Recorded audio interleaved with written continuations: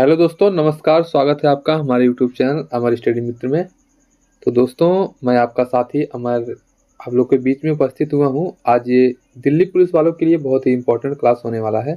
जो दिल्ली पुलिस का एक परमार सर सीरीज करवा रहे हैं, आप लोगों ने उसको देखा होगा। अगर नहीं देखा होगा तो उस सीरीज को मैं जो है कम ही शब्दों में, कम ही शब्द तो पूरे हैं जितना वो परमार सर एसएससी वाले जो करवा रहे हैं, वो इंग्लिश मीडियम में करवा रहे हैं। सारी चीज़ें वही हैं, लेकिन इसको मैंने अपने तरीके से थोड़ा सा मॉडिफाई करते हुए और कुछ चीज़ों को यहाँ पर ऐड करते हुए ये कम समय में इसको मैंने कराने की कोशिश की है। अगर वीडियो अच्छी लगेगी तो आप लोग इसको लाइक कीजिएगा, और ये खास करके दिल्ली पुलिस वालों दोस्तों के लिए है, ठीक है। तो काफ़ी लोग कमेंट कर रहे थे कि कमेंट क्या, मेरे पास पर्सनल मैसेज आया था कि जो परमार सर जो कराए हैं दिल्ली पुलिस का प्रैक्टिस सेट जो करा रहे हैं, उसका आप अगर कोशिश करिए तो उसका नोट्स के साथ अगर करवा दीजिए तो अच्छा रहेगा। तो उसके लिए मेरे पास मैसेज आया, तो उसको मैंने कराने का ट्राई किया है। और अगर आप लोग अभी तक मेरे टेलीग्राम से नहीं जुड़े हैं, क्योंकि देखिए इसको तो मैं यहाँ पर कराऊंगा, फिर उसके बाद ये जो पीडीएफ है इसको मैं टेलीग्राम पर ही दूंगा। तो जो लोग टेलीग्राम से नहीं जुड़े हैं वो लोग टेलीग्राम से जुड़ जाइएगा, और वहाँ से पीडीएफ को डाउनलोड कर सकते हैं आप लोग, ठीक है। और वीडियो को पूरा देखिएगा, जैसा रहेगा वीडियो आप लोग इसमें सजेशन दे सकते हैं कि इस सीरीज को आगे कंटिन्यू करना है कि नहीं कंटिन्यू करना है। आप लोग वीडियो देखिएगा और फिर बताइएगा, ठीक है। तो स्टार्ट करते हैं।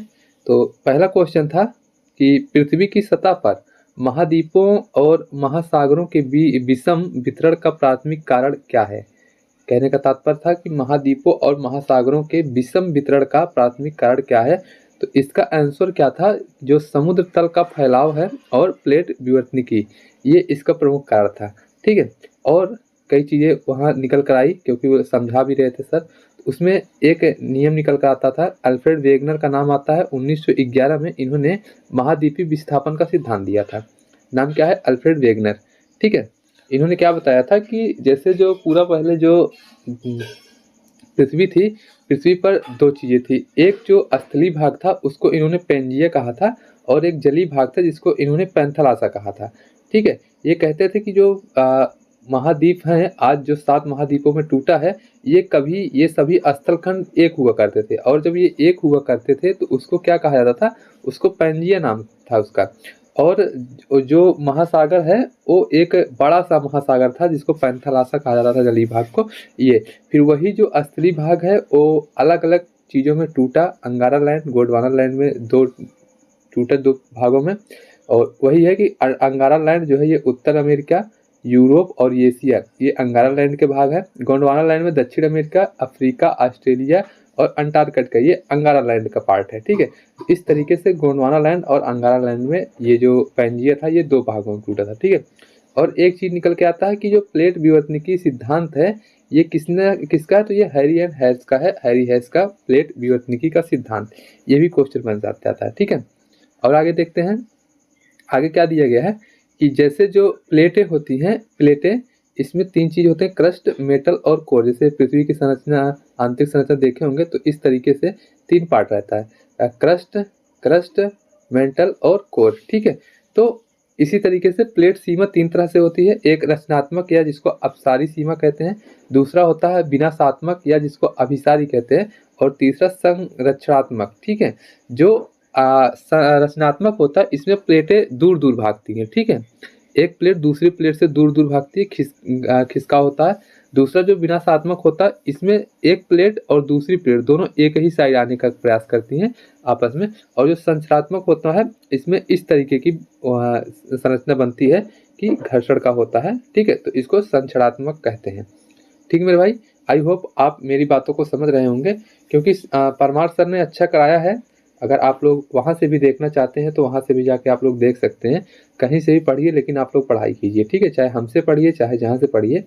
तो देखिए, जीके जीएस के लिए अगर आप लोग नवीन सर, परमार सर, इन लोगों को फॉलो करते हैं तो जीके जीएस में आपका दिल्ली पुलिस में अच्छा खासा नंबर आ जाएगा, ठीक है। तो आप लोग कोशिश कीजिए कि इन्हीं लोगों का फॉलो करके आप लोग अच्छे से उसको कवर कीजिए, ठीक है।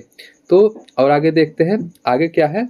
हाँ, ये लोग अगर इन लोगों से जो जीके जीएस नहीं सीख पाया, परमार सर, नवीन सर, कुमार गौरव सर, इन लोगों से अगर आप पढ़ रहे हैं और तब भी आपको समझ में नहीं आया तो फिर तो भाई कुछ न कुछ प्रॉब्लम आपके अंदर है, ठीक है। तो आप उसका चेकअप भी करा सकते हैं।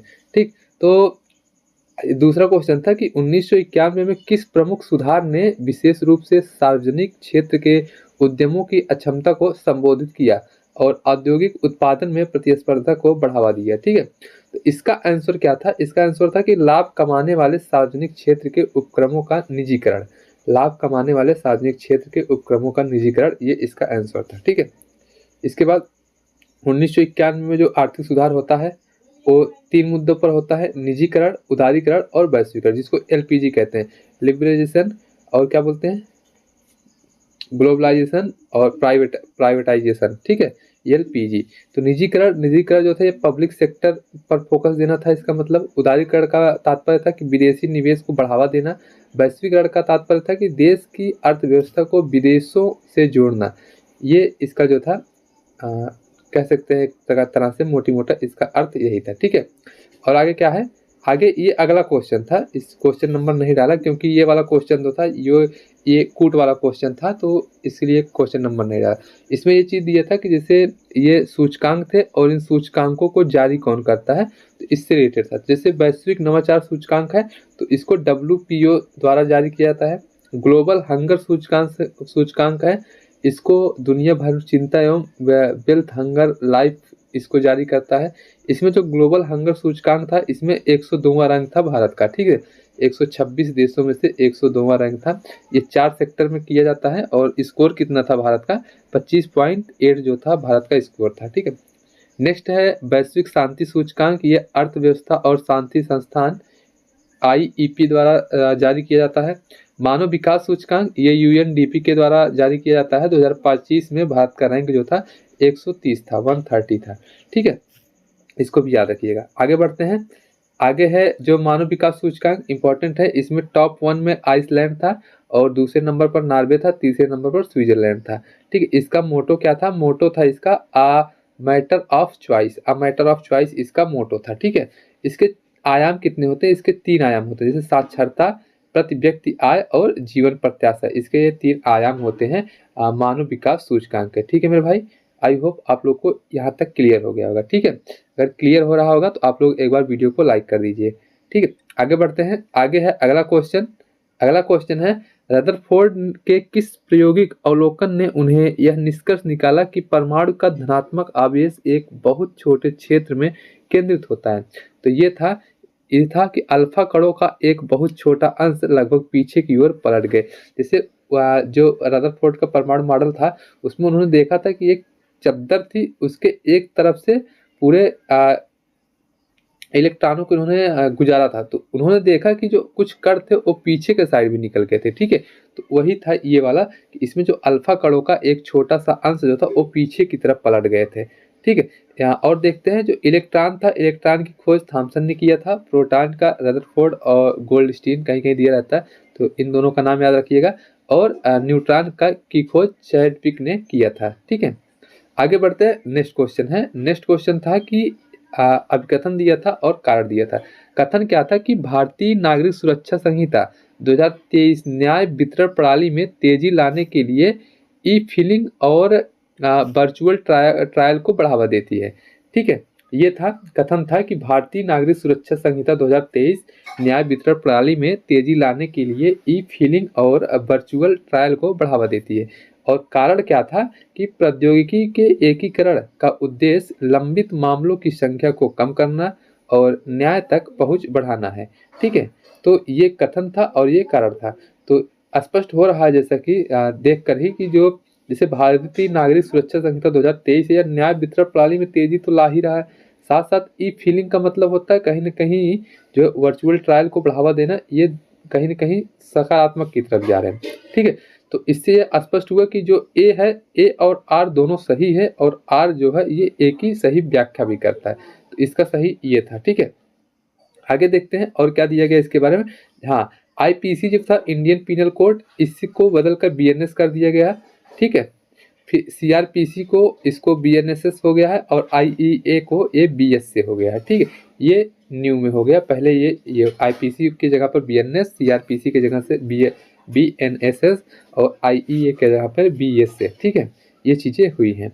आगे है अगला क्वेश्चन। अगला क्वेश्चन है कि संविधान सभा में मौलिक अधिकार, अल्पसंख्यक तथा जनजाति एवं बहिष्कृत क्षेत्रों संबंधी सलाहकार समिति के अध्यक्ष कौन थे? तो इसका जवाब हो जाएगा सरदार पटेल। सरदार पटेल जी थे मौलिक अधिकार, अल्पसंख्यक तथा जनजाति एवं बहिष्कृत क्षेत्र संबंधी सलाहकार समिति के अध्यक्ष थे। ठीक है, बात करते हैं जो संविधानिक सलाहकार थे संविधान सभा के, तो वो BN राव जी थे। अस्थाई अध्यक्ष जो थे डॉक्टर सच्चिदानंद सिन्हा थे। अस्थाई अध्यक्ष डॉक्टर राजेंद्र प्रसाद थे। संघ शक्ति समिति के अध्यक्ष डॉक्टर जवाहरलाल नेहरू थे। प्रारूप समिति के अध्यक्ष डॉक्टर भीमराव अम्बेडकर। और प्रारूप समिति में सात सदस्य थे इनको लेकर, BR अम्बेडकर जी को लेकर। वार्ता समिति डॉक्टर राजेंद्र प्रसाद और झंडा समिति JB कृपलानी जी। ये कुछ समिति थी जिसके जो है अध्यक्ष के नाम निम्नलिखित थे। ठीक है, और संविधान सभा में मुख्य जो थी 8 समिति थी, मेन 8 समिति थे, और माइनर जो है 13 या 14 समिति देखने को मिलती है माइनर के तौर पर। ठीक है, और आगे देखते हैं। आगे है नेक्स्ट क्वेश्चन था औद्योगिक नीति से रिलेटेड था ये। तो पहली औद्योगिक नीति जो थी वो 1948 में आती है, दूसरी वाली 1956 में, और तीसरी जो अंतिम है ये 1991 में हुई थी। ठीक है, दूसरी वाली में क्या हुआ था, जो दूसरी औद्योगिक नीति 1956 था, इसमें 3 अनुसूचियां थी, 3 अनुसूचियों में रखा गया था ग्रुप बनाकर।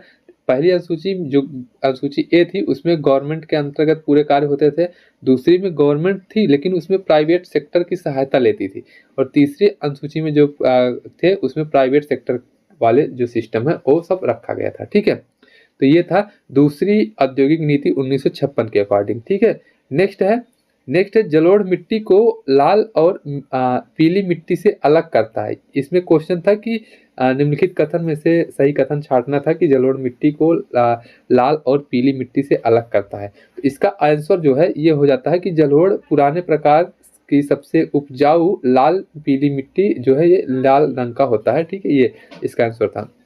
बात करते हैं जलोढ़ मिट्टी की। तो जलोढ़ मिट्टी जो होती है जैसे नदियों के द्वारा जो सेडिमेंट लाया जाता है उसके द्वारा जो निर्मित होती है मिट्टी, उसी को जलोढ़ मिट्टी कहते हैं।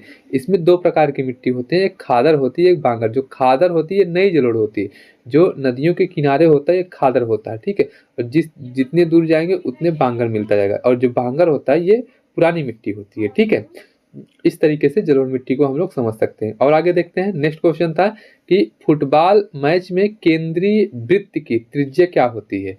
फुटबॉल का अगर आप लोगों ने फुटबॉल का मैदान देखा होगा, इस तरीके से यहाँ एक वृत्त होता है, तो इस वृत्त की त्रिज्या पूछा था कि फुटबॉल मैच में केंद्रीय वृत्त की त्रिज्या क्या होती है। तो इसका सही जवाब हो जाएगा मेरे भाई 9.15 मीटर। ठीक है, ये इसका सही जवाब हो जाएगा। बात करेंगे क्रिकेट पिच की लंबाई की। थी क्रिकेट पिच की लंबाई जो होती है 22 गज की होती है, और क्रिकेट में 11 खिलाड़ी होते हैं, वही फुटबॉल में भी 11 खिलाड़ी होते हैं, खो खो में 9 खिलाड़ी होते हैं, और कबड्डी की बात करें तो उसमें 7 खिलाड़ी होते हैं। ठीक है, तो काफ़ी चीज़ें मैंने खुद से ऐड किया है, तो ये चीज़ें वहाँ पर नहीं बताए थे सर, तो मैंने ट्राई किया है कि जो भी एक्स्ट्रा पॉइंट हो जो एग्जाम में आ सकते हैं तो मैं भी इसमें थोड़ा बहुत ऐड करते हुए चल रहा हूँ। ठीक मेरे भाई, और आगे है अगला क्वेश्चन था महाजनपदों से रिलेटेड था क्वेश्चन। महाजनपद थी उसकी राजधानी थी, तो उसमें मिलान करना था, तो इसलिए मैं जो है पूरे 16 के 16 महाजनपद यहाँ पर लेकर चला आया हूँ, और 16 के 16 महाजनपद को हम लोग पढ़ लेंगे और याद कर लेंगे। कितने महाजनपद थे? 16 महाजनपद थे। तो इनके बारे में जानकारी कहाँ से मिलती है? तो भगवती सूत्र और दिक् निकाय से मिलती है। ठीक है, ये बौद्ध ग्रंथ है और ये जैन धर्म से संबंधित ग्रंथ है। तो यहाँ से जो है 16 महाजनपदों का मिलता है। कहीं कहीं अंगुत्तर निकाय भी दिया गया है, बौद्ध ग्रंथ अंगुत्तर निकाय, तो उसको भी आप लोग देख लीजिएगा। ठीक है, तो देखते हैं 16 महाजनपदों के नाम। तो इसमें 16 महाजनपदों में सबसे शक्तिशाली मगध था, इसको भी हम लोग देख लेंगे। ठीक है, देखते हैं। काशी है, काशी की राजधानी वाराणसी। कौशल की राजधानी श्रावस्ती। अंग की राजधानी चंपा। मगध की राजधानी गिरिब्रज, और बाद में ये राजगृह भी हुई यहाँ की राजधानी, और फिर उसके बाद पाटलिपुत्र हुई। ठीक है, वज्जी की राजधानी है वैशाली। मल्ल की राजधानी कुशीनगर। चेदी की राजधानी शक्तिमती। वत्स की राजधानी कौशाम्बी है, और कुरु की राजधानी है इंद्रप्रस्थ। ठीक है, और बात करते हैं पांचाल की राजधानी है अहिछत्र या काम्पिल्य जिसको कहते हैं। मत्स्य की राजधानी विराटनगर। सूरसेन की राजधानी मथुरा है। अस्मक की राजधानी पोतली है। ठीक है, और अवंती की राजधानी उज्जैनी है और महिष्मती है। गांधार की राजधानी तक्षशिला है, और कंबोज की राजधानी राजपुर है, जिसको हाटक भी कहा जाता है। ठीक है, तो ये हो गए 16 महाजनपदों की राजधानी। ठीक है, नेक्स्ट क्वेश्चन था कि 10वीं-11वीं शताब्दी में चंदेल वंश द्वारा निर्मित कौन सा मंदिर अपनी उत्कृष्ट मूर्तियों के लिए जाना जाता है? तो ये इसका आंसर था कंदरिया महादेव मंदिर जो मध्य प्रदेश में है। ये जो है 10वीं-11वीं शताब्दी में चंदेल वंश द्वारा निर्मित था, ठीक है, और अपनी उत्कृष्ट मूर्तियों के लिए जाना जाता है। और इसी से रिलेटेड था जो अजंता और एलोरा की गुफाएं हैं। हाँ, नहीं, अजंता एलोरा की गुफाएं नहीं, सॉरी, ठीक है, अभी याद आएगा तब बताता हूँ। तो बृहदेश्वर मंदिर ये कहाँ पर है? ये तंजौर में है बृहदेश्वर मंदिर। सूर्य मंदिर कहाँ पर है? तो ये गुजरात में है। लिंगराज मंदिर ये ओडिशा में है, ठीक है। और बात करें उत्तर भारत की मंदिरों की, तो उत्तर भारत की मंदिरें नागर शैली में है, दक्षिण भारत की मंदिरें जो है ये द्रविड़ शैली में है, ठीक है, द्रविड़ शैली। और जो बेसर शैली होता है ये इन दोनों का मिक्सअप होता है, नागर शैली और द्रविड़ शैली जो होता है इन दोनों का मिक्सअप जो होता है इसको बेसर शैली कहा जाता है, ठीक मेरे भाई।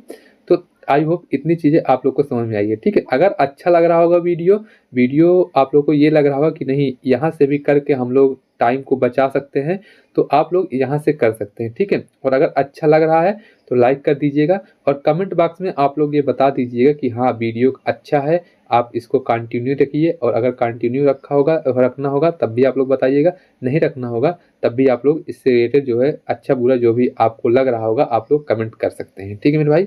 तो बताइएगा आपके उत्तर का मैं जवाब वेट करूंगा, आप लोग अपना जवाब दीजिएगा, ठीक है। नेक्स्ट क्वेश्चन है कि सकल राष्ट्रीय उत्पाद जीएनपी की सही व्याख्या क्या है? इस तरीके का क्वेश्चन था, ऑप्शन भी थे। तो इसमें क्या आंसर आता था कि भारतीयों द्वारा देश और विदेश में अर्जित आय।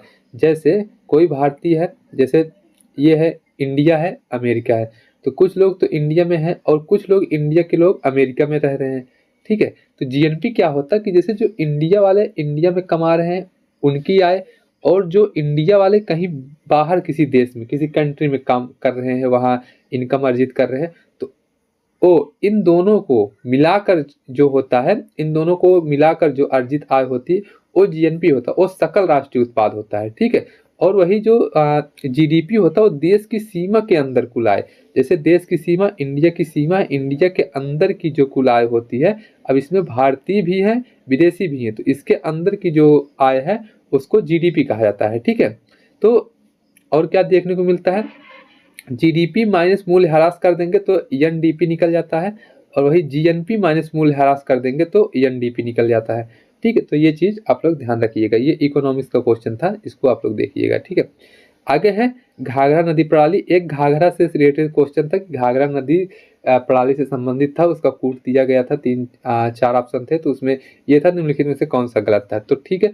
उससे रिलेटेड जो भी पॉइंट थे उसको मैंने यहाँ लिख दिया। जैसे नेपाल में इसको करनाली के नाम से जाना जाता है, पहले घाघरा नेपाल में करनाली के नाम से जानी जाती है, करनाली। फिर उसके बाद वो भारत में प्रवेश करती है, उत्तर प्रदेश में प्रवेश करती है, भारत से होते हुए मतलब भारत में प्रवेश करती है उत्तर प्रदेश में, ठीक है। इसका उद्गम जो था ये माप चांचुगो ग्लेशियर, मापचा चुंगो ग्लेशियर, ये जो है इसका उद्गम स्थान है। वहाँ पहला जो था ऑप्शन था यही था, ये हिमालय के मापचा चुंगो ग्लेशियर से निकलता है, तो हाँ ये मापचा चुंगो ग्लेशियर से निकलता है, ठीक है। और नेपाल में इसका नाम करनाली है, नेपाल में इसका नाम करनाली है। और ये जो है छपरा बिहार छपरा में ये जो है गंगा में मिलती है, ठीक है। तो ये 3 पॉइंट थे, एक पॉइंट उसमें ये दिया था कि ये छपा बिहार ये ना देकर उसमें दिया गया था, जो सर का क्वेश्चन था उसमें दिया गया था कि ये इलाहाबाद में मिलती है, तो वो गलत था, ठीक है। तो घाघरा के बारे में इतनी चीज़ें याद रख लीजिएगा कि करनाली कहा जाता है नेपाल में, मापचा चुंगो ग्लेशियर से निकलता है, छपरा और बिहार में गंगा नदी में मिलती है, ठीक है। और कोसी नदी को बिहार का शोक कहा जाता है, ये भी इम्पोर्टेंट है, ध्यान रखिएगा। गंगा नदी के कुछ है ये क्या बोलते हैं इसको, सहायक नदी है, यमुना, घाघरा, गोमती, रामगंगा, पेनगंगा, ये सब गंगा नदी के हैं। यमुना के हैं चंबल, सोन, ये सब यमुना नदी की हैं, ठीक है। वहीं गंगा का उद्गम की बात करें तो गोमुख से होता है, गोमुख ग्लेशियर। गोमती का तो फुलहर झील से होता है, फुलहर झील पीलीभीत में है शायद। और यमुना नदी जो है यमुनोत्री से निकलती है। सोन नदी जो है ये अमरकंटक से निकलती है, ठीक है। ये कुछ नदियाँ थी और उनके उद्गम स्थान थे, ठीक है मेरे भाई। आगे चलते हैं, अगला क्वेश्चन है कि लिग्नाइट कोयले का सबसे बड़ा उत्पादक राज्य कौन सा है? तो इसका आंसर हो जाएगा तमिलनाडु। तमिलनाडु जो है ये लिग्नाइट कोयले का सबसे बड़ा उत्पादक राज्य है। कोयला 4 प्रकार से होता है, एंथ्रासाइड, बिटुमिनस, लिग्नाइट और पीट। जो एंथ्रासाइड होता है ये सबसे उच्च कोटि का कोयला होता है, क्योंकि इसमें 85% से 90% कोयला पाया जाता है। बिटुमिनस जो होता है ये इसमें 75 से 85% कोयला, लिग्नाइट में 65 से 75% और वहीं पीट में 50% से कम कोयले की मात्रा होती है। ये सबसे खराब जो होता है कोयला होता है, ठीक है। और देखते हैं ये कुछ प्रमुख कोयले की खान, जैसे तलचर जो है छत्तीसगढ़ में है, झारिया और बोकारो झारखंड में है, पेंच मध्य प्रदेश में और सिंगरौली भी मध्य प्रदेश में है। ये कोयले की कुछ खाने हैं, ठीक है, तो इसको याद रखिएगा। आगे है, आगे एक क्वेश्चन था, ये थोड़ा सा लग रहा है मैं छोड़ दिया हूँ इसको, ठीक है। इसमें था कि निम्नलिखित में से कौन सा सही है, तो समर्थ योजना जो थे ये वस्त्र मंत्रालय के द्वारा किया गया था, इसको आप लोग कर लीजिएगा, ठीक है। आगे देखते हैं, अगला क्वेश्चन है राष्ट्रपति शासन से रिलेटेड था, ठीक है। निम्नलिखित में से क्वेश्चन दिया गया था, देखिए ईडीक्यूटी जो क्वेश्चन पूछ रहा है वो इस तरीके से क्वेश्चन पूछ रहा है, क्वेश्चन का लेवल बढ़ा भले रहा लेकिन क्वेश्चन पूछ वही सब चीजें रहा है। जैसे अब पहले क्या था, पहले ऐसे डायरेक्ट पूछता था राष्ट्रपति शासन किस आर्टिकल में है, अब ऐसे पूछता है राष्ट्रपति शासन से रिलेटेड जितने भी फैक्ट होते हैं वो हर एक ऑप्शन में दे देता है और पूछता निम्नलिखित में से कौन सा गलत है या कौन सा सही है, इस तरीके का फैक्ट पूछने लगा। तो हम लोगों को पढ़ना वही सब चीज़ें, सिर्फ थोड़ा सा लेवल जो है बढ़ाया गया है, ठीक है। राष्ट्रपति शासन के बारे में जो है ये आर्टिकल 356 में देखने को मिलता है और पहली बार राष्ट्रपति शासन पंजाब में लगाया गया था और सबसे ज़्यादा बार मणिपुर में राष्ट्रपति शासन लगा है, ठीक है। और वही वित्तीय आपातकाल की बात करें तो आर्टिकल 360 में दिया गया, 360 में राष्ट्रीय आपातकाल, आर्टिकल 352 में दिया गया है। राष्ट्रीय आपातकाल किसके द्वारा लगता है, किस कारण से, तो आंतरिक अशांति के कारण जो है राष्ट्रीय आपातकाल लगता है, ठीक है। स्पंज की विशेषताएं क्या होती है, तो इसका सही जवाब हो जाएगा जल नलिका तंत्र जो है ये स्पंज की विशेषता होती है। एक नाम निकल कर आता है आर.एच. व्हिटेकर, ये जो थे 1869 में क्लासिफिकेशन करते हैं 5 जगतों में, मोनेरा, प्रोटिस्टा, कवक, पादप और जंतु, ये 5 तरीके से क्लासिफिकेशन करते हैं। तो इसको याद रखिएगा, आर.एच. व्हिटेकर नाम था उनका, तो 1869 में, ठीक है। और क्या था नेक्स्ट क्वेश्चन, नेक्स्ट क्वेश्चन था कि जब कोई वस्तु किसी अन्य वस्तु के गुरुत्वाकर्षण बल के अधीन गति करती है तो निम्नलिखित में से कौन सी राशि संरक्षित रहती है, तो कोणीय संवेग और यांत्रिक ऊर्जा दोनों जो है संरक्षित रहती है, तो ठीक है। तो ये इतने क्वेश्चन थे, ये टोटल 20 क्वेश्चन थे, 20 क्वेश्चन को मैंने यहाँ पर कराया है। और वीडियो कैसा लगा ये लोग आप लोग कमेंट बॉक्स में बताएंगे, और अच्छा लगा होगा तो ये भी बताएंगे, नहीं अच्छा लगा होगा तो ये भी बताएंगे, और इसको कंटिन्यू करना है कि नहीं करना है ये भी आप लोग बता दीजिएगा, ठीक है। अगर आप लोगों को लगता है कि ये जो है आप लोग के लिए बेनिफिट होगा तो मैं कराऊंगा इसको, नहीं तो मैं बंद कर दूंगा, कोई दिक्कत नहीं है, ठीक है दोस्तों। और अगर अच्छा लगा होगा तो लाइक कर दीजिएगा, और जो लोग चैनल पर नए आए हैं वो लोग सब्सक्राइब जरूर कर लीजिएगा, ठीक है, इस तरह के नोट और अपडेट के लिए। हाँ, और इसको मैं टेलीग्राम ग्रुप में डाल दूंगा, जो लोग टेलीग्राम से जुड़े हैं उनको पीडीएफ भी मिल जाएगा, ठीक है दोस्तों। धन्यवाद, थैंक यू, आप लोगों का प्यार सपोर्ट ऐसे बनाए रखिए आप लोग, ठीक है। मिलेंगे कल, तब तक के लिए बाय बाय।